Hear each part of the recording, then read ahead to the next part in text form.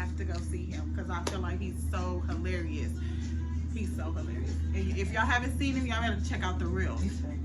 Oh, no, sit right there because that's where your thing is. Make sure we can see you. All right, hello. Welcome to Tina's Truth. Let's see. Can I turn that to the side? That. And they won't see you? Because they can't see me that way. Okay. There we go. Lift it up some. Like they get to look at the thickness. All right.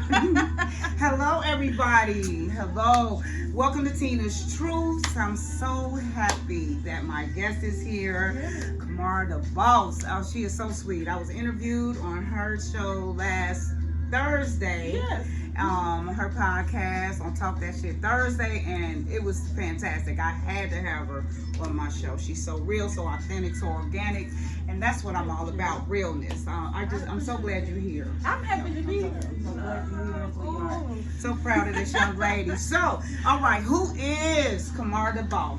Well, I am a mother, business student, financial consultant, vlogger, podcaster, promoter, a little bit of everything for real.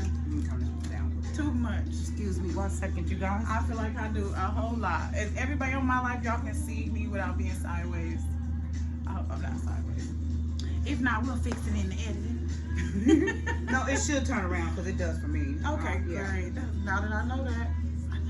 Yeah, it turns it around. Okay, so, all right, so are you from Dayton? No, I am not. I'm actually from Cleveland, Ohio. All right. Born and raised in Cleveland. My best friend was raised from there. He was born here, but he was raised in Cleveland. Had a really nice time up there. Men were extremely nice up there. Yes, the women, not so much. Yes, not all of them, but they're a little. Okay. They weren't. That's like my second time being there, but I don't judge just because of them. The whole thing, because I haven't met everybody, but you know. Yeah. But I enjoyed myself there. I met some really good people there. Yeah. So that's like, but Ohio still, that Ohio drip, that Midwest baby. There's you nothing know? you can do about it. Not a thing. Okay, so do you have any children? Yes, I have 2 children. I have a 16-year-old son who's in football and just recently started working for McDonald's. So he's flipping burgers, y'all. So that's right. But he also has I also got him a small business. It's called Snack Packs, where I buy him snacks and he sells them at school during the school year. See? Yes. Trying to teach Train him up already. Yes, that's right. right. That's what I want him to do. That's right. That's right. That is so awesome. So when I saw your posting, I think it was what's going on in Dayton. It was on a lot of them, and that's what intrigued me to inbox you. Like, I want to go. I said she seems very interesting. I would love to get on and talk about my business. I think that's awesome that you have a platform where people can get on and talk about their businesses. I think that it's how did that vision come about? Well, what it was is like I'm a part of so many different groups on Facebook, and a lot of times, like, I mean, just being honest, like a lot of times in these groups, you're not getting the exposure that you would think that you would get by joining these groups, because a lot of groups you're not allowed to promote you're not allowed to promote your business in these groups. That's so true. When you want to reach out to somebody, it has to be paid for them to do anything for you or your business, which I understand, but I feel like it takes nothing to share. Don't cost anything. I say it all the time. It doesn't cost anything to share. Like, you see a post, you think that this is a cool thing or you really like that thing, why not show it to your friends and everybody else can see it? I don't think, that's really they what don't it get was. it. Well, that's good. I'm glad you did come. I'm glad you executed on the vision, because truly I've been sharing it with everybody. Yes. And there's so many dope people that I want you to interview that are doing great things here in the city. Yes. And they have seen your platform with mine. I was telling them, check it out. My niece, for one, has it too. But you're going to meet a lot of these vendors at the Divine Healing. All right. event. I can't wait for that. Yeah, September 3rd, y'all. September the 3rd. We're Yes, gonna I got have some that. friends coming. They I'm just want to excited. come and enjoy and watch and everything. Yeah, it's gonna like be that. skits. It's Yeah. gonna be really nice. But and then the next month, I would love for you to speak. Okay. To share, you know what I'm saying? So, okay, so we can ready to get into some good stuff. This is right. why Tina's Truth came about, because I'm real, I'm solid, always have been. Yes, I've never had a filter. I'm learning that now because I used to be so abrasive, you know what I'm saying? Just whatever came up, came out. And with maturity, even though I'm 53, this not too long ago did I get to this point. Because I still was operating, I had toxic traits, you know what I'm saying? Because I was so hurt.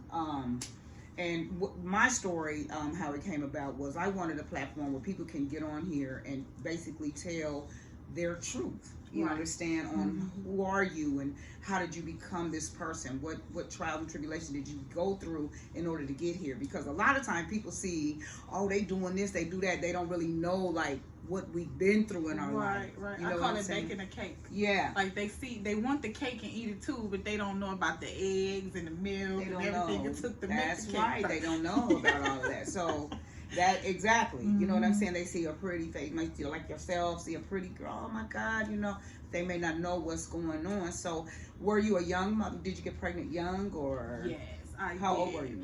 I actually got pregnant with my son at the age of 20. So yes, and I was, you know, by myself when I had my son. I was by myself throughout the entire pregnancy, except I had close friends. And after that, like actually when I had my son, like I have a lot of people around me who they don't like, they understand my thing with men and money, men with money, because when I had my son, I was my son's father is a man who had, you know, a lot of money, a lot of wealth. We lived in a very nice house.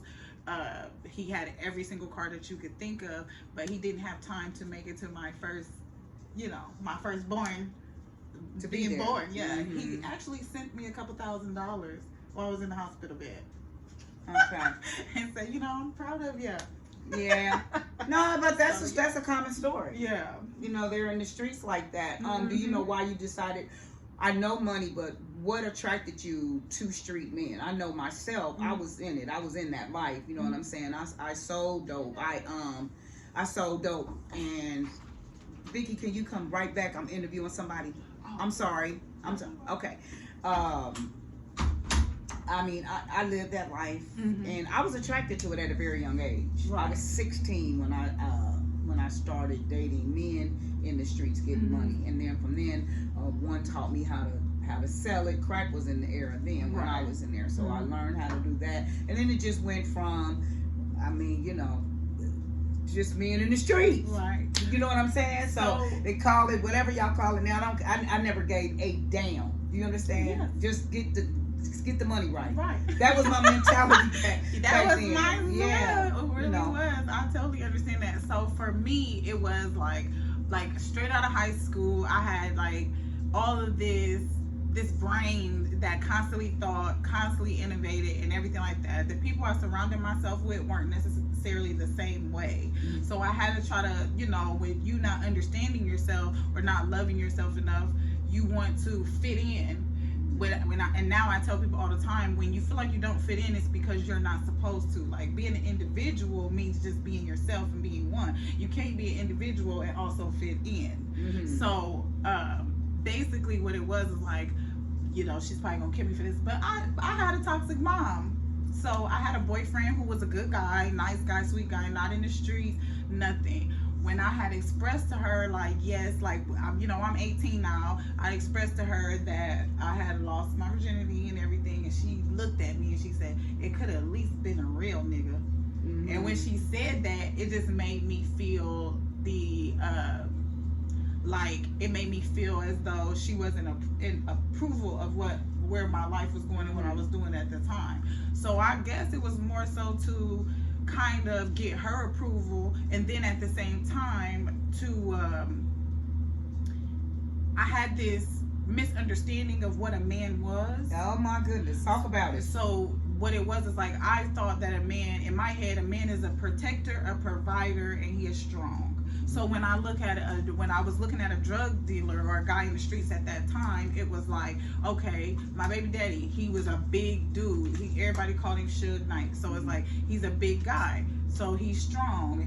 A lot of people were in fear of him, so that made him strong. Even at some point, you know, I got to be in fear of him. So, and he was a provider. Anytime I wanted money, I would wake up in the morning, there would be money on the counter, to the point where shopping became an everyday occurrence, to the point where you don't even want to shop no more. You done bought everything. So I was at that point with him, and then just those things, being a provider, being a protector, and providing security, I thought I was getting that with the guy who was in the streets because it was easy. And of course, the lavish living part. Was your father in your life? Yes, he was. But it was like, because I had the mother that I had, it was a constant fight, a constant struggle for him. For him to see you and do for you and things of that nature. Oh, okay, like I can understand. Tool. Yeah. Yeah, well, that is, and sort of kind of, you're still kind of looking for a father role in certain men that you choose. Right. You know what I mean? But the fact that he wasn't in your life the way he may have wanted to because of the strain, you know, between the relationship with your mom and that, which is unfortunate. However, I mean, it's real. It's a common story. Yeah. A bitter mother.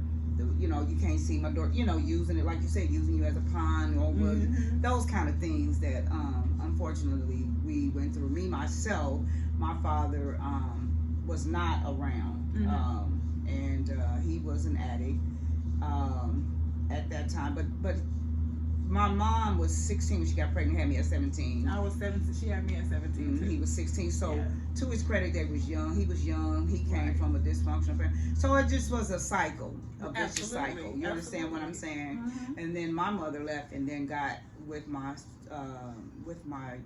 brother's father, who I called Dad, because that's all I knew from the time I was 2 months old. And then they were in a volatile situation. So that's kind of like all I know. You know what I mean? Even just like I shared on your show, even in my home, it was just violence. Right. That's all I knew. That's you know, for me and too. that's just all I knew. And then I learned to assassinate people with my mouth. I learned the hard way. So I know for me, I really was looking for a father figure in men, because I started off dating older men. Like I still date older men. I prefer older men. Yeah. I just feel like they more my speed, because I'm not really like, I'm not into a lot of things that I feel like people at my, like a lot of people at my age are into, because that, I felt like that was like a little bit of my shelter in the time, because of course my mom was being a young mother, my father also being a young father. They were like 16, 17 around the time.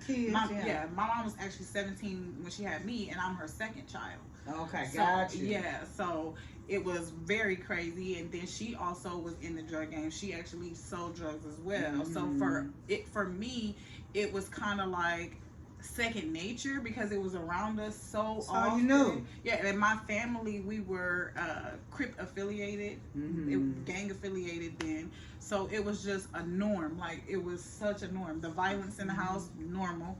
Just normal. Yeah, it was just like, that's what's supposed to happen. That's what love looked like. Love looked like bruises. That's exactly what it, and my therapist told me that, because I said, I wonder why I keep doing that. You know, after I find myself doing so much better. Why do I keep doing certain things or thinking certain ways? He said, well, that's all you know. Right. And so don't beat yourself up so much. You know what I mean? Absolutely. This is all you know, because in my book, at the beginning of it that I'm writing, I said, you know, what is normal? Thank you. My life has been so abnormal that normal was abnormal to me. Exactly. You understand what I'm saying? You don't know the difference. So the peace that I have now, I wouldn't trade for anything in the world. So, I mean, I just nothing. I don't even entertain fruitless conversations. I just don't have time for it. You know what I mean? I just don't. I don't know. So I'm just glad that you're in that space. So what is the people your age in, like, when you say you're not like them? What are girls besides the body image thing? Now, me being 53. What I see is, which I don't care, that's your body, do what you do. But just to give you an example, my niece is a teacher's aide, and a little girl told her that when I get older, I can't wait to get me a job. I'm gonna get my body done. And she was like 6. Wow. And that broke my heart. Yeah. So that's like, she's already learning to not like who she is and be comfortable in her own skin. Because here's the fact. It doesn't matter if you get your ass done or your titties done. If the man don't want you, he leaving you.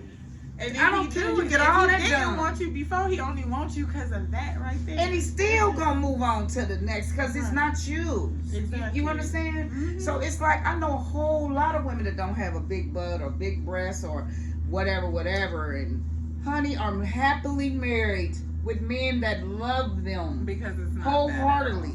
So it's not that, and that's what I see that makes me sad. That this generation just feel like this is what they have to do in order to fit in. I don't understand that. I don't know where the low self-esteem is coming from. I can't really like I asked my sister because she actually did get some surgery done to her body, and she told me it was because of something that I didn't have. Like I never felt that, you know, my body wasn't enough. You know what I'm saying? So what it was that I did feel like when it came to certain things, it's like my personality, the things that I enjoy doing were separate from what other people like to do. And what, like me, I like art museums, I like learning, I like books, I like being a part of like anything knowledge, cultural, cultural art, anything like that. I have a strong artistic background. Like while everybody else was going to normal high school, I was going to the city kind of embraced my artisticness. In high school, the city I lived in, they embraced it and kind of like basically changed my whole high school experience, because the city I lived in didn't have a performing arts school at the time. So what they did is they basically changed everything about my high school time to be more geared around dance, art, film study, things like that. I actually studied at different colleges, and I would go dance with the college students, take dance classes and things like that with them during my study halls. I wouldn't have study hall. I would have to go to the college. Right. Yeah, that's practice. Good. That is wonderful. So yeah, that's what I mean. Like now when I sit with some women, I notice that I don't have a lot to talk about because you don't have nothing in common. Yes, like I don't really care about having a Birkin bag. I'd rather have like a apartment complex. Talk about that. I'd rather have that than a Birkin bag. I'm not really interested in labels like Gucci, Prada, this, and that. I'm more interested in like dating drip, you know, K. Reed, stuff like that. Yes, you know, brand. I'm more interested in those things than, because I will spend money on black designers, but I won't go and buy like all that other stuff. It's just not important to me.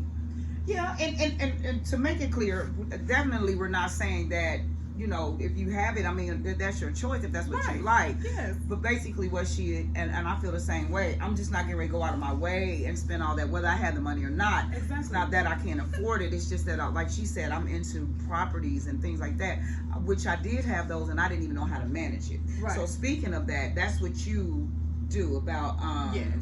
So explain to me that part of you financing and you with a financial group. Is that what you're with? Yes, I am. I'm affiliated with a financial group. So basically, I realized at a certain point in time, like just starting from the beginning, when we were going through so much in regards to just our culture, our people being killed by the police.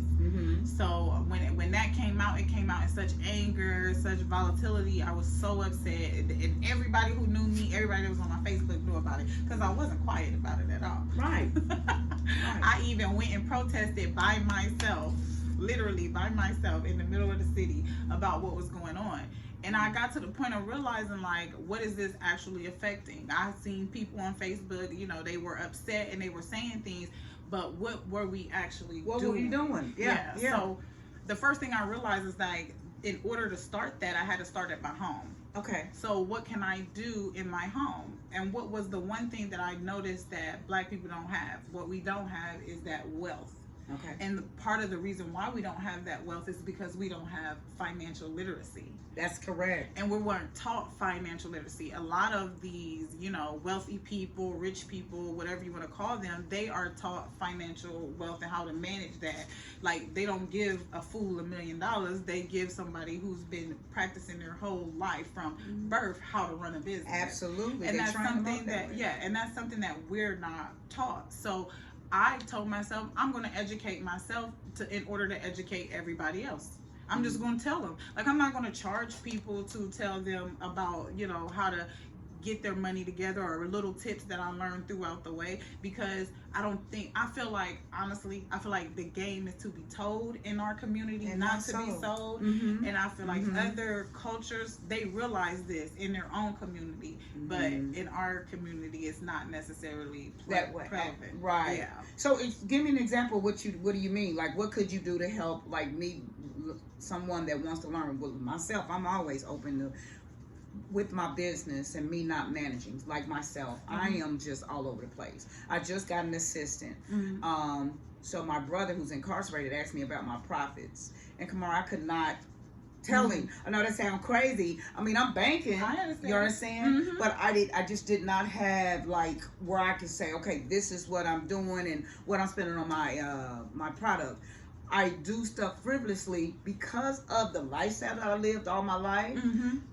There was no, you understand what I mean? Right. You flip money and you see the profit and da da da da. That's still kind of like the mentality. Right. However, now I need that paperwork for the IRS. The only time I've been in trouble with the feds was when I was in the streets, and I don't want to deal with them in no kind of way no more in life.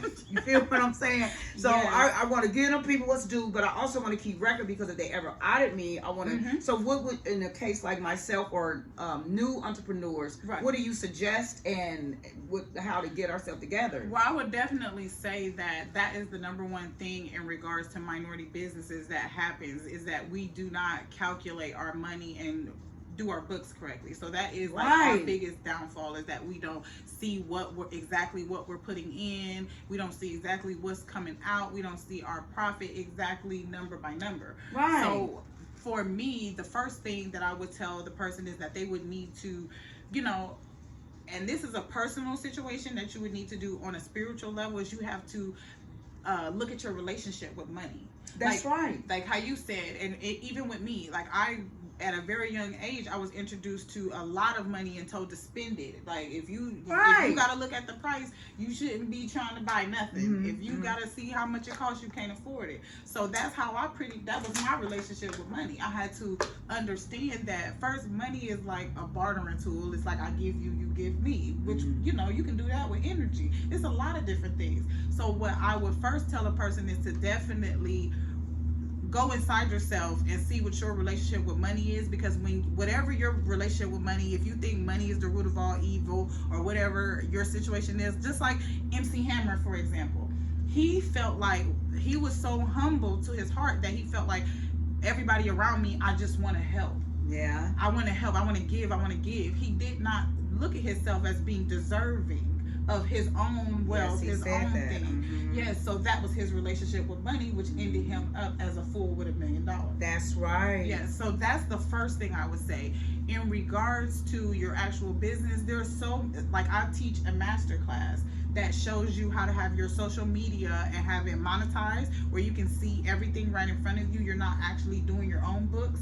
The system will do the books for you, so you can see what goes out, what comes in, what you're spending on as well, and also does your tax form for you at the end of the year. So it actually sends it to you through email. And that's the information that if they take your class that you're teaching, or yes, that they will have. You will have access to all of that, to be able to have a system that, and this is paid for with the class, because I don't ever ask for too much. I try not to ask for too much because I know what it's like. I hear you. Yes. So yeah, it basically tells you, okay, this is your inventory, this is what you got in, and then as you're selling, it's telling you what's going out, but then it's also telling you, like, based off of overhead, this is what your profit really is, like your actual revenue. Because a lot of people think like, oh, well, I made this much money, like if I put in $100 for this and I make 150, I actually only made $50 in revenue, because I'm putting $100 back. That's right. Right. So a lot of people don't know that part.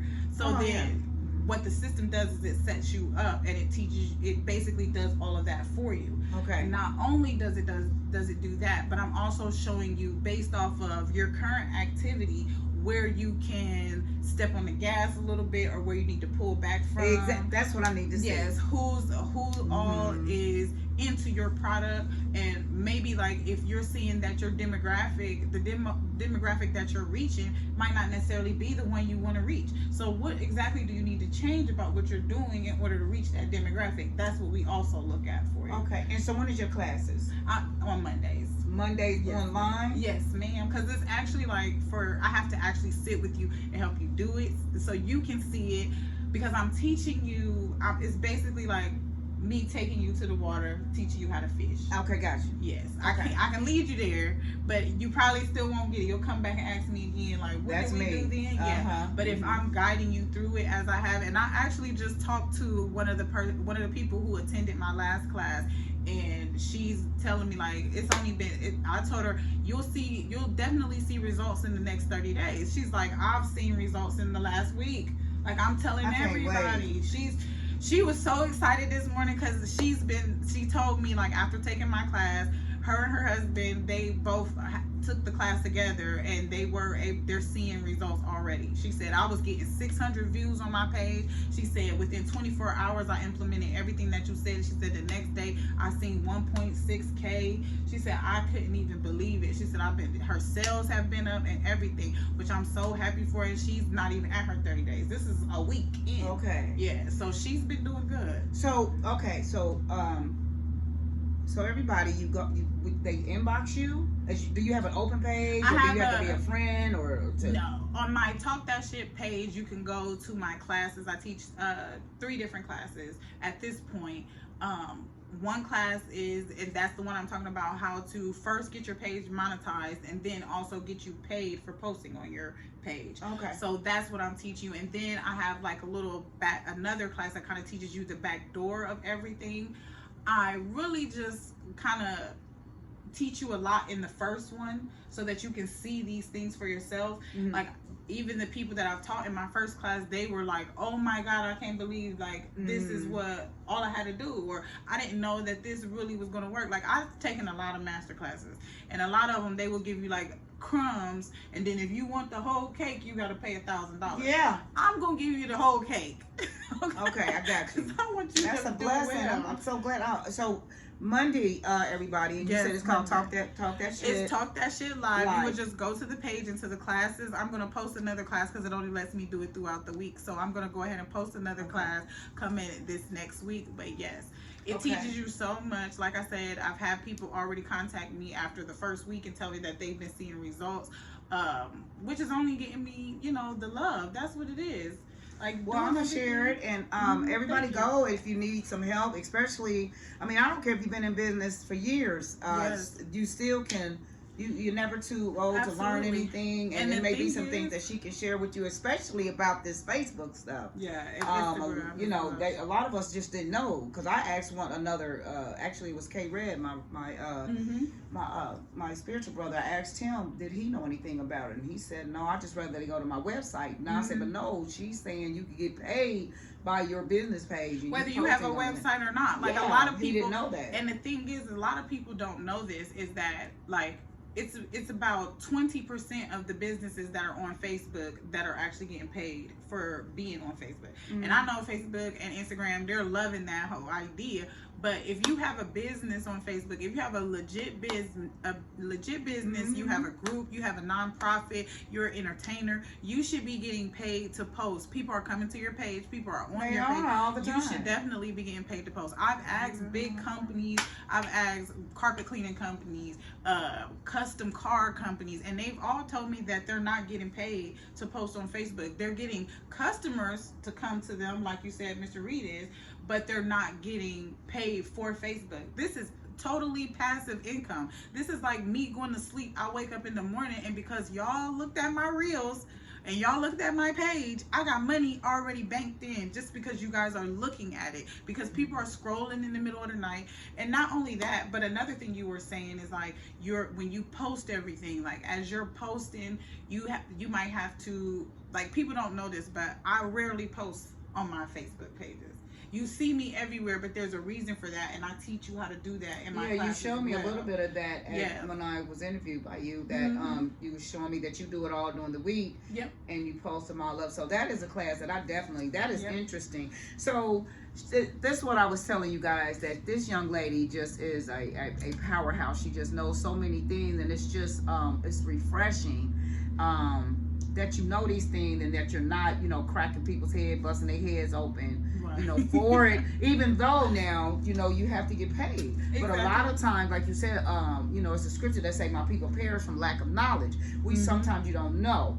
And then a lot of people don't want to do the work. Unfortunately, what they would say about black people a long time ago is if you want to hide something from someone, black is put it in a book.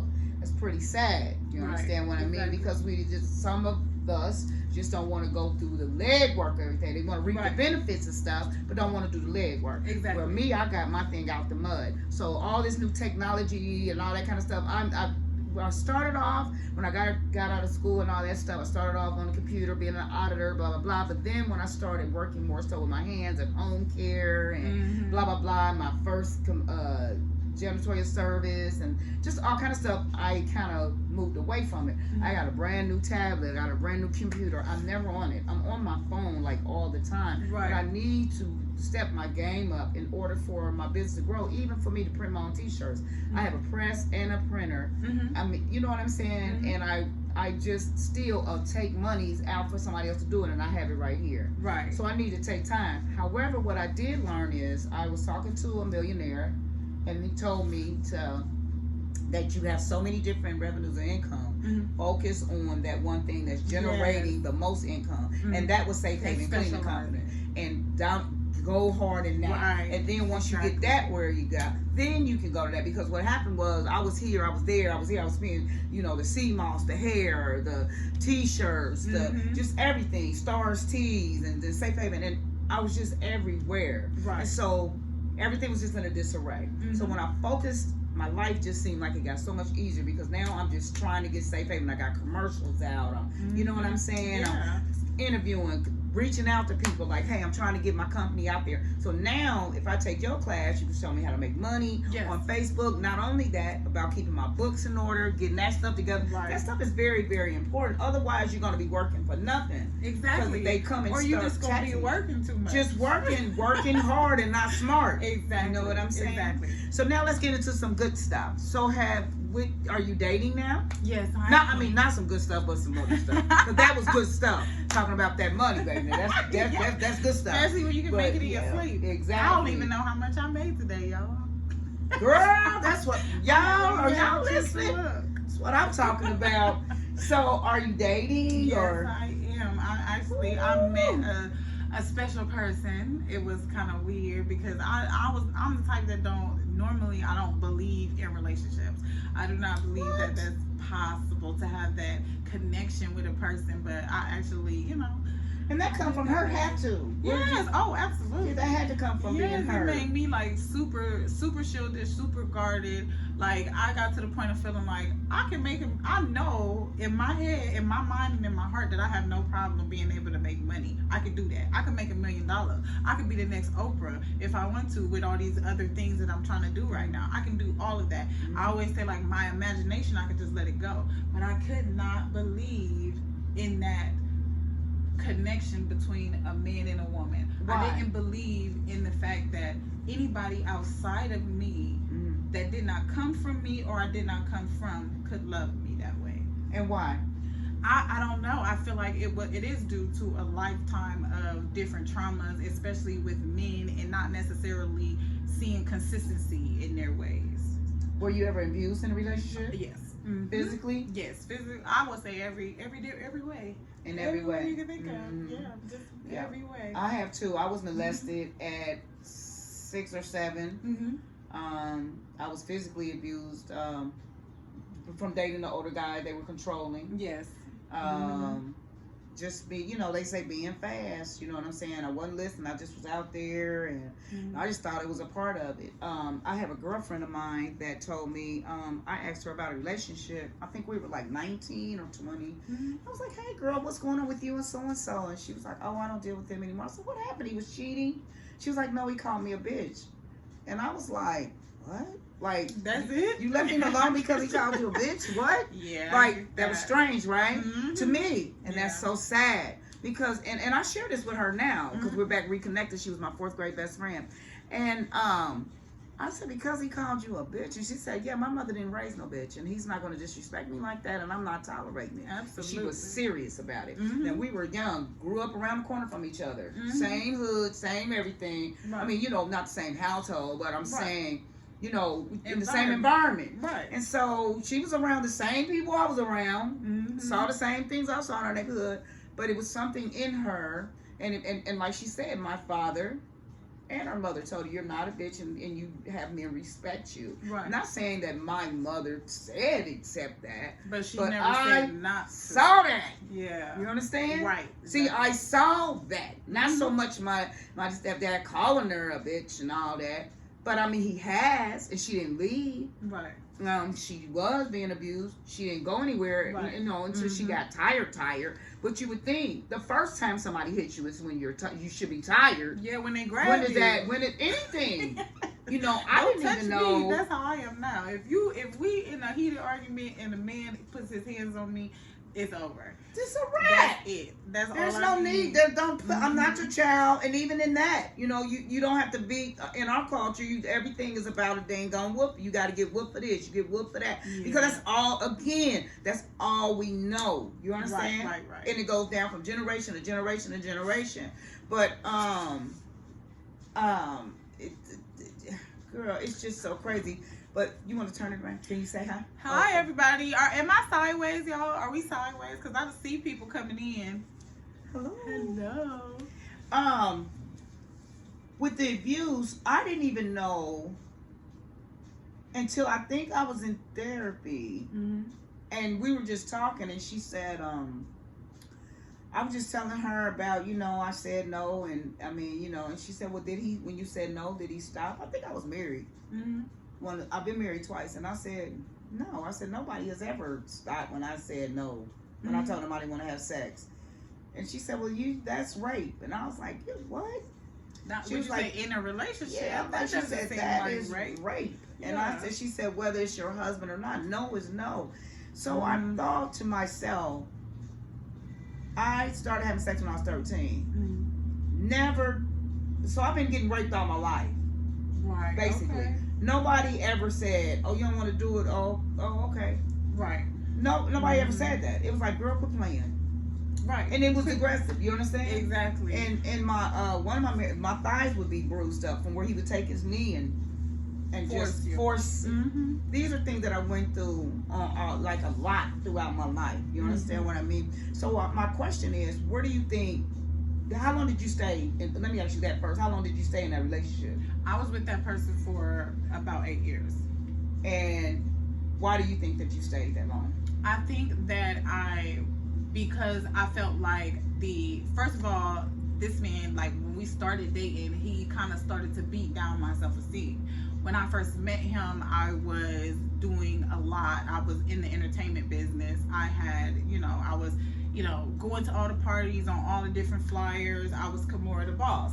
I had a team of women that worked with me. We would work from city to city all through Ohio. I was constantly, in front of a crowd at clubs and things like that. Of course, I was in my 20s. So a lot of things were going on, and I was a lot of time in the forefront. And a lot of people, like when we would be out and I would be out with him, they would tell him like, oh, I know her. She's a great person, man. She helped. We got so much money together, da da da da. And that was for him. I guess it was jealousy. Because he was like, anytime somebody would approach him and tell him like, I knew her and this and that, that's when it would turn into a volatile night. Like it would be bad. Yeah, because he was a narcissist for one. And I didn't even know what the word narcissist was. I didn't either. And then like off screen, I'm gonna say that because if it's not on Facebook, nobody knows about it. But off screen, I felt like, when it's good. When he's with the family and we doing all these good stuff and this and that, everything is good. Our bond is good and this and that. But when he would get mad, that's when it would become like crazy. Like one time it was New Year's Eve, and I went shopping because he had got his suit and everything. We had plans for New Year's Eve to go out of town. I went shopping. I spent the entire day just by myself shopping. Now this was after I had found out that he was cheating. So what he did was he's calling me. I'm telling him all day like, yeah, babe, I'm out getting my nails done. I just found a dress that's gonna match your suit. Da da da da. I'm just out doing normal. I don't cheat. I feel like once I'm grown, I ain't sneaking and doing shit. Right.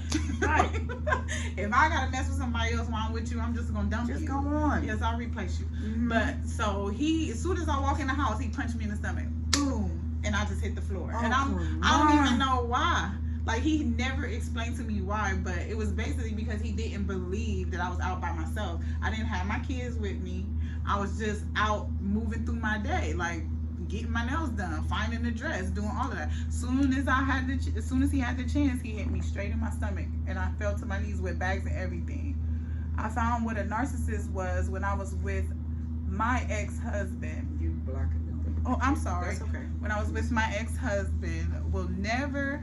Try to see if it Yeah, like that. I could probably see. Yeah, I can see it now. Mm-hmm. Will never be with nobody like that again. Yes, ma'am. It was very toxic. Like, one moment everything would be perfect and great, and I would think that I was in the best relationship of my life. And then the next moment it would turn bad. Like, he was the first person to ever give me a black eye. He broke my finger, all kind of stuff. And Well, people never knew. Like, this is this is their first time even knowing I went through this. And again, the question is, you saying you stayed because of what? Was it fear? Was it money? Was it what? It was. Of course, it was low self-esteem, low self-worth. Right. And he broke me down like that. Mm-hmm. Like, he would tell me I had low self-esteem when I would be like, no, I don't. He'd be like, yes, you do. You're this, you're that. I would be called bitches, whores, all this kind of stuff. Which later on, as time went on, it was because of, honestly, it was because I felt like I was saving him. He felt at first, because he got all this money, he was telling people like he was saving me, like he was going to be a savior to me. But the thing is he was in the streets, and I saw something better in him that he didn't see in himself. And I saw who I was, but as me trying to carry this man and save this man from the life that he had given himself, because he was in the streets, he went through so much. Me and his childhood was very much alike. Mm-hmm. So he grew up with abuse in his house, and I grew up with abuse in my house. After the abuse, you know, was really thick in the beginning, it started to wade off because we would have conversations about it, like, you know, confront the demons that we both had. So to me, in my mind at that time, it's getting better. He doesn't hit me as much. You know what I mean? And so, and that's it. Yeah. And so this is what I was asking a lot of women. Where does well, of course you and I, like we said, at home, but still, like, where is it okay for me to just allow this and save him? Because what happened is you're somewhere trying to save him when you weren't even saved yourself. Exactly. You understand what I'm saying? You were trying to build somebody up, but you lost yourself completely. Absolutely. And then when those seeds were planted in your life, as far as him telling you that you weren't this, you a whore, you a bitch, you not this, you not that. And this is very common when not only will some narcissist men, their demonic behavior, not only are they jealous of other men with you, they're jealous of you. They're jealous of your popularity. They're jealous of you, your family relationship, how people love you and how they can't come to you. Right. What my ex would say all the time, you're always on the phone talking about somebody else's relationship, you need to fix your own. When quite clearly, you know, I used to say to myself, bitch, I don't care about this relationship. The fuck out. You know what I'm saying? I mean, and that's how I felt in my soul. Like, but yet I stayed. You understand the insanity of that? Insanity is doing the same thing, expecting different results. Yes, ma'am. So you're going in and you're expecting different results time and time again, and you're staying in these relationships. And then you got some people, like I asked that question at my women's empowerment, some women said they stayed because, like, why do women stay when they know the man has cheated, had another baby on them, or stay in an abusive relationship? Well, some of the women said money, financial reasons, the fear of being alone, children, a lot of reasons a lot of people stayed, and they were being abused. And so it's like now, like a lot of women that are my age have an empty nest, so to speak. So now it's like the grandkids, but the kids are gone. They don't really know like what to do. Or even people my mother's age, like, okay, now I'm retired. What do I do? Where you have I've had some friends' mother whose father worked at General Motors, the mother worked at General Motors, but the dad was never at home. Well, we're young, we don't know. But we know we would see him come out, he's sharp. But he had a whole nother family, had a whole nother thing over there, and the mother stayed. Yes. So again, these are things, you get taught by things that you see. And that's what I would say it is because I had got to the point after being in the situation with my oldest son's father, and this relationship being separate, the more abusive one, where the more abusive one. Yes, more abusive. Yeah, that's my story too, baby. More abusive one. In that situation, it was just like the fact that because I thought to myself, the songs, the poetry, the movies, all of this stuff that I'm looking at TV or I'm looking at this book and I'm reading about love, it's not really what love is. It's not what I see love is, because what I see love is, like when I'm a, you know, just being honest, when I got into a fight with him and he gave me my first black eye, I went to the mirror, me and him in the bathroom, and he like, don't look at it, don't look at it. I'm like, this is what love looks like to me. That's what I told him out loud. Like, this is what love looks like. This is what love looked like to my mother, because she was abused and used makeup to cover up the black eyes and the scars and everything that she had on. So this is what love looks like to me. So this is what real love looks like. That's what I was taught in my, you know, outside of the books telling me that it's supposed to feel like this or it's supposed to feel like that. I felt like, no, love is not supposed to feel like that. Love is supposed to be struggling. Love is supposed to be hurt. Love is supposed to be me crying that night wondering where he at, because that's what my friends was doing. So that's all you know. Again, that's all we knew. And unfortunately, I know my great grandmother used to say love don't hurt like that. I didn't see my grandmother going through that. Yes, I didn't. You may want to try to look at that camera a little bit too, babe. Okay. Because they keep seeing the side of you, not just want to see your pretty face. But they my grandmother used to say love don't hurt like that. Right. And then too, it's just like I said, it's just horrible. Just, you know, I was tied up and beat with extension cords. He was sadistic. See, that's how my mother, was in that same exact situation. He used to tie me up and beat me with extension cords, and I was like 16 going through that. And then I left, and then I went back. Then I left, and then I went back. And it's like, what did you keep going back for? That's my brother asked me. Why did you keep going back? I told him I don't know.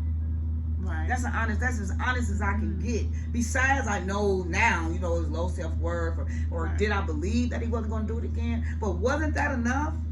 Wasn't it enough when he put me in a trunk and tried to take me to Kentucky to become a prostitute? Wasn't that enough the first time he smacked you or tied you up to a bed and beat you literally with it? I never got beat with a extension cord by my mother. I didn't even know anything like that in my life. Right. But what the fact that I would go back, was it because... it wasn't fear, because when I got away, I got away. Right. Went to jail. He get out of jail. I go right back to him.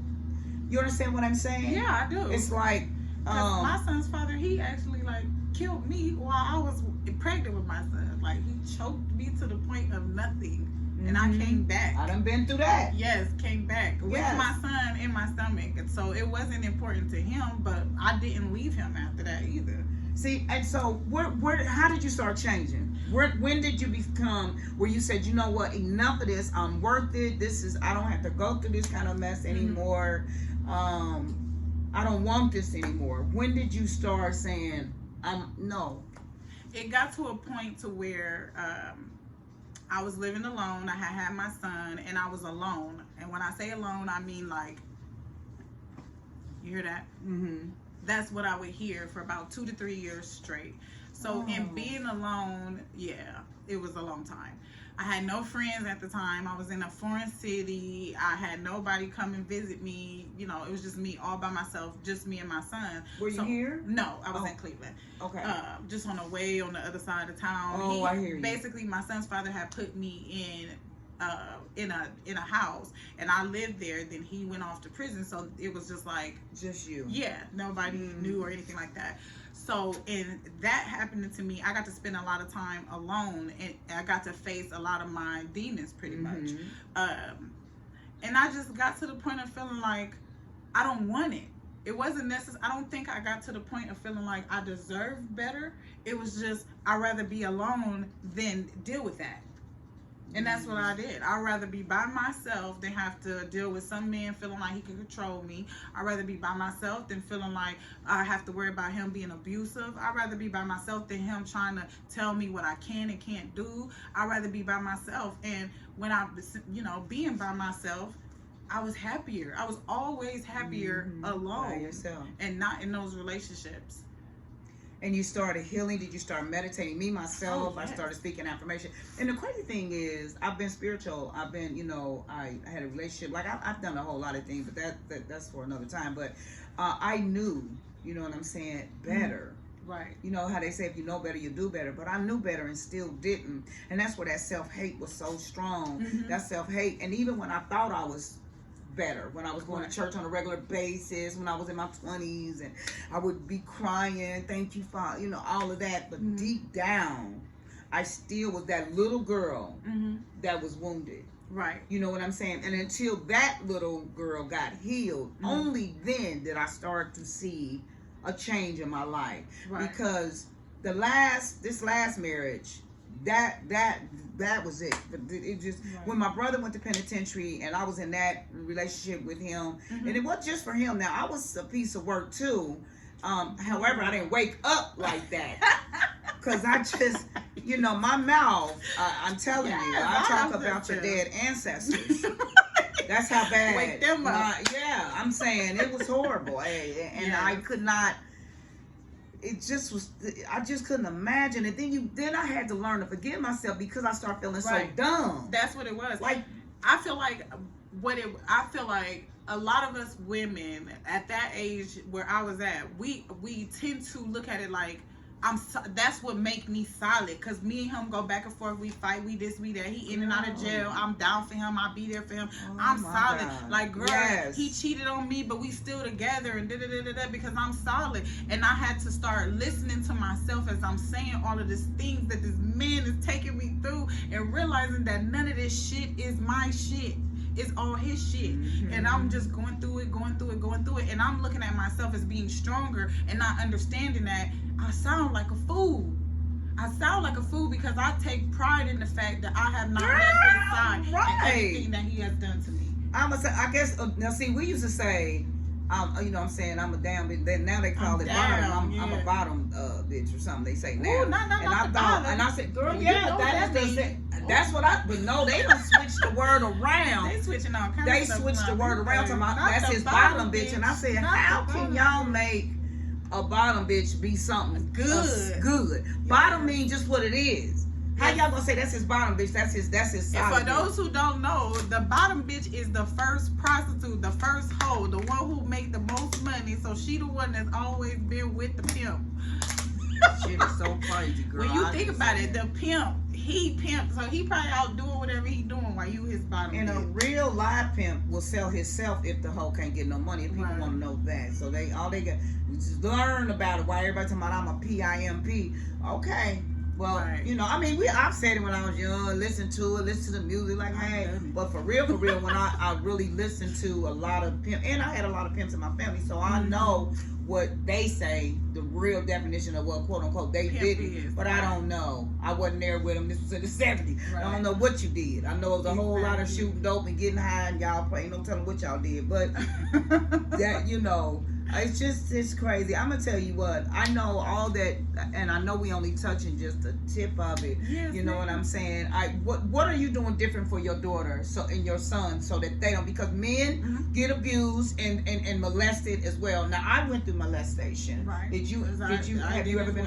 You did? How old were you? I can't even tell you, like, it was just in different parts of my life. So that also played a part that also played a part in me being in these relationships as well, because it got to the point of, as I got older, and then once I get, you know, I'm 18 and I'm having sex, and then I'm like not with the person who I was with, who was a very sweet guy, who I probably was safer with, but I got out into the street. It dawned on me, like, dudes want to buy me stuff, they want to give me everything, they don't want to hear what I like to do, they don't care about who I am, they don't care about what I'm interested in, they don't want to get to know me, they want my body. That's all. And they willing to do whatever. Yes, they can fly me here, do this, do that. Anybody who knew me back in them days, they know I had diamonds galore. All because, and I can tell you, I don't know my baby daddy. I was with him for almost 3-4 years. Don't know him. He don't know me. He couldn't tell you what I like to do at all. And we lived in the same house. That's so true. Yeah, I wasn't there for that. I was there to look pretty, walk around in my stiletto heels and my bra and panties, and cook his dinner and sit in the jacuzzi at night. That's what I was there for. And you think that the molestation had a lot to do with the men you chose? Absolutely, because it got to the point of me feeling like, I used to say this all the time, I have never met a man outside of my father and my brother who didn't want to fuck me. That was the saying that I would say to myself. Dang. Girl, it's so deep, and it's that, and and what makes it so bad? It's just so many stories like ours. It's not uncommon. It's definitely not. It is not, and it's not even a race thing. The only difference is in the black community, we are told to not what goes on in this house, stay in this house. Mom told me that. And when that happens is then Uncle Chuck or Uncle Bob or even Cousin Mary, because it's a lot of cousins that did a whole lot of pumping. It start off as pumping, and the next thing you do, some of them perverted uncle, whatever. Not in my case, but it was a family friends. They were like cousins, right? And so you know how families say, you know, in those days, y'all go upstairs, get out of grown folks' faces, right? Well, while they were saying get out of grown folks' faces, I was being molested. You know, but I was fat. I was still fat at a little age. He was older, you know what I mean? And I was going to the little room with him, and then it started off him touching my private area, and then it was when he tried to penetrate, and then it just became where I didn't want to go anymore. My mother didn't really know. She just thought I wanted to hang out with my grandmother, and I didn't tell my mother till I was like 17. Right. And I was able to see him, and he tried to deny it. And it was a big blowout here in the city, but I mean, he eventually, because he knew what it was. Don't try to act like you didn't, but I'm healed from it. Forgive him and all of those type of things. Right. Have you forgiven your abuser? I have. I had to forgive. The first thing I did was in how I felt deserving of myself is that I forgave everybody else first. And then I had to realize that, with all the anger and everything that you carry, I actually developed what's called anxiety disorder, which a lot of people have anxiety disorder, but they don't know their root cause of it. I had anxiety disorder from the time of being in the 5th grade all the way up to, I would say, right now, I feel like I'm anxiety free. I had to forgive myself for everything, like all the anger, all the frustration, everything that I held on to. I was angry at myself for allowing those things to happen to me. Yes. I allowed it. That's why I don't bash the guys no more. I don't know, because they didn't have me at gunpoint. Well, I have been at gunpoint. I've had a gun in my vagina and all kind of sick, crazy stuff I've been through. But what my thing is, I didn't leave after. I may have left for a couple weeks and then I was right back again. You understand what I'm saying? Yeah. That's how toxic. And then I too had toxic traits because again, that's all I knew. So I began to meditate, speak affirmations, and it wasn't, I'm a leader, so it wasn't like I was following no certain crowd. I've always been by myself and been okay with being by myself.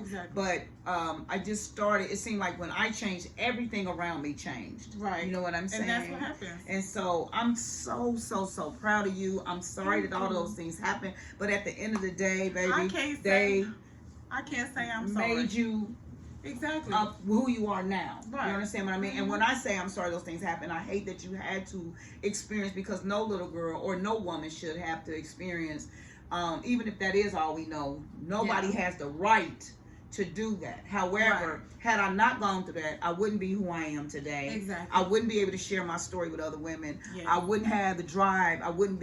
My strength wouldn't be the way it is, because I have been through. So when I get through minute thing, it's kind of like, get out of here. I've been through worse. You know? So, but what I don't do is, what I used to do though, is be like, oh, well, he's not so bad. He's not like so-and-so. Well, no, when I see that red flag, it's over. It's a red flag. We ignore that so much, because before that, because when you meet somebody, you meet the representative. You don't see who the guy or girl really. We don't give ourselves time. And when I was young, because when you're young like that and everybody is at you, it's like you go from one relationship to the other. I'm talking about for me. You know, they got a name for women. Like and I told you, I gave 0 fucks, and I still do to this day.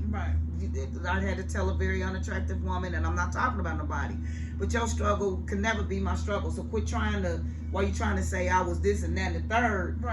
You didn't have the temptation that I had. You understand what I'm saying? Yes, I do. You didn't go through. You didn't have. You know, when you can't even walk out the street, down the street, you get everybody everywhere. Now, I mean, it was a choice. But again, that's because, again, like I said, nobody knew what I was going through as a kid and why I did those things. However, you know, You didn't know. You don't know my struggle. You never been through it, so you can't relate. You Right. can. Yeah. You know exactly what I'm I talking know about. what you're talking about. You know what I'm saying? When they just ride down on you like, here, you want these shoes? Yeah, or ride down. Where you going? Where you going? Come on, come on, come on. I mean, it's just everywhere, everywhere. You know what I'm saying? And then, of course, the lifestyle that I live. But I had to forgive myself for selling drugs. Mm-hmm. I had to forgive myself for using drugs. I Yes. had to forgive myself for a lot of things, because it got really, really crazy in my life. And I'm blessed to be here. I'm not in penitentiary. Caught 2 cases. Never snitched. And that's something I'm not gonna do. And see, I think for me, I had to realize, because at first I wasn't walking with God either. That's right. I was totally opposed to the man. Like, whatever. Like, I could never have went through everything I went through and there be a God. But then I also had to realize it could have been a lot worse, Good because God I got Almighty, girl. into, like, my life did take some changes. I was after I had my son, I became a exotic dancer, and I would Did go. you? Yeah, mm-hmm, yeah. Oh, I was an exotic dancer for about 5 or 6 years. Girl, you done everything. I have. I danced for like I done 4 it all, months. really. But I think once I got in there and started seeing the tricks in there, that's when I just saw money. Like, this shit, I ain't got a damn. I'm gonna just work my hand. Mm-hmm. But yeah, I can see that though. In a good way. I don't mean that in a negative way, because a lot of women don't paid their way through school by dancing, and you know, people don't notice the backstory to people that dance. It's not all about like You a she a hoe. hoe, because just because you dancing don't mean you sleeping with anybody. Exactly. You That's just dancing. ignorance, And a lot of times, if you ever been a dancer and you know what it's like when you in the club and you there for a whole night, you feel like you already done had sex by the time you leave. So it's really don't even be like, you just be like, I don't even want it. This is what I do. A lot of women will at tell work. You that. Yeah, Uh-huh. they will tell you that. Dancing all night, that makes you feel like you just really went and did something. Right. You are a woman with many hats. You are truly blessed. Thank Please you. tell me all of your businesses right now. So right now I have Talk That Shit Live, which on Thursday I'm actually going to be in Indiana taping with Romel Skinner. If you guys want to know who that is, that's also DJ Rome. I also have classes that I teach in regards to how to monetize your social medias, also on for Facebook as well as Instagram. I also do promotions for companies. Any company, if you see my post, then you probably need to contact me to promote your business. Also, let's see, I'm also affiliated with a financial firm to help you get all of your books in order, as well as life insurance, wills, estate planning, anything that you need, mortgage, debt elimination, things like that, to help you get your credit all together. I do all of that. And what else? I also have a company called Kitty Kitty Hair, where I do sell lace wigs along with everything that you need. What? Yes, ma'am. Girl, I have to get away. What? I sell everything that goes along with it in little kits. Like, so everything, like you got your eyelashes, the good eyelashes, not the eyelashes that they send you, because I hate getting that. But the eyelashes that you would go and buy separate when you get your wig, those come with the wig. Like, how much is the highest and then the lowest that somebody? The highest I would say is I had a 30-inch that I sold for, it was $259. It's not bad. And it was 30 inches. It was a full package. Everything came in there with the wig. The eyelashes, what is it called? The stocking cap. You also get an edge holder, you get an edge brush.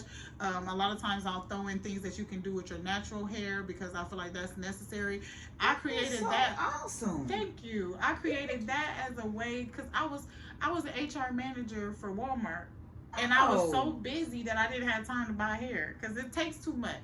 So I was looking for the service and I couldn't find the service, so I just created the service. And you need to bring some of your wigs, I'm serious, to the event. Okay, I will. Bring a couple of them, I mean, just two, so they can touch it and feel it, and then they can, in return, order it from you. But bring that. You can put it on my table where I'm going to have my t-shirts at. Okay. You can put yours there, or whatever else that you do. Just bring your cards. Make sure you bring your cards. Oh, and there's one more thing. Go ahead. I am currently looking for a male host. Oh, yeah, that's right. We didn't talk about that. Because I'm going to do a live dating show here in Dayton. I have the female host. Dope. but I need a male host to host as well as if you're interested in being a contestant on my live dating show called In the Game, because that's what it is. It's the game. Yeah. In the dating game. So it's called In the Game. If you're interested in being a part of that, go ahead and hit me in my inbox and I will get you on. Yes, honey. When I say, I told y'all that this was juicy, girl. Me and her can go. I mean, just sitting here talking with this beautiful baby is like talking almost to myself. We have so much in common. Yes, and it's, lovely. I'm just excited about it. She shares everything. She's articulate. She's beautiful. She's knowledgeable. She got a man now, so she's off the market. I'm happy because, I mean, I'm just glad that she has somebody that knows her worth and she knows her worth. Absolutely. And what she's going to deal with and not deal with anymore. Absolutely. I'm so excited. Hi, viewers. Hello. She has the best viewers. So if you want your business, please inbox her so that you can get interviews so she can put you on her platform. I'm telling you, people will hit you up after it, and then join her classes on Mondays. Yes. At what time? At Mondays, I try to do it around 5 to 7. 5 to 7. Okay, that's dope. So one more thing. So when we go to the class, is this like a lot of people can join in, or do you do one-on-one consultation, or what is that? It would depend on what the person wants, really. Like I do have it to where we can all do it together, to where anybody that can have questions. But I like doing the one-on-ones that I have done, which are outside of the classes. So if I have time and you got time today, and you're asking me like, when can we get it in, and you're gonna pay the fee, I'll sit down with you as soon as I have time and we'll go through everything. It's just easier for you to be able to ask questions, for you to see exactly what I'm want to show you, and to be able to utilize these tools when I'm not around or when I'm not guiding you. Got you. Yeah. Well, I have enjoyed myself. I hope you did too. Yes, I did. And she did answer every question. Like I said, this was a little different, but we did touch on some subject that I know for a fact that will help another sister. And I don't know if you have a number, but we just gave you a platform, so that's basically, I guess that's it. But again, you can get with me, Tina's Tees, Stars Tees. Now, this is one of my shirts, thick, and you can also get some shorts if you want that as a set. I have that Day Drip Stars Tees page. You can go to my Blessing of Braids, about braids. These are crochets. I put it on the net because it was too heavy the other way, so I had to take that out and make a net. I sell sea moss as well. You can call $20 a pint for that sea moss. That's you have 102 minerals. Sea moss has 92. That's something that you really would like to get. I can share with you. You can inbox me and I can tell you about sea moss and the benefits of it, or you can research it yourself. I'm trying to think what else. Oh, well, last but not least is my Safe Haven Cleaning Company. You know, anybody commercial and residential, if you need your cleaning done or some cleaning done, please refer. Even if you don't, refer me and refer her as well. Share our pages, please. Subscribe and like the YouTube channel. Hers and all of her information that you guys need, you can find on my page, on my Kimora da Boss page, or also Talk That Shit page. I'm also on YouTube as well, just in case you guys want to check out any other episodes that I've done. If you are interested in doing the interview and you want to see how I interview, I would definitely tell you to check out the YouTube channel. And you know she dope. You saw the way she was talking today. I've enjoyed this, sister. Listen, it was an honor having you here. Thank you for taking your time coming out. Don't forget to drink your little drink, honey. Yes, ma'am. We got good. It got good, girl. It's a mimosa, by the way. Yes.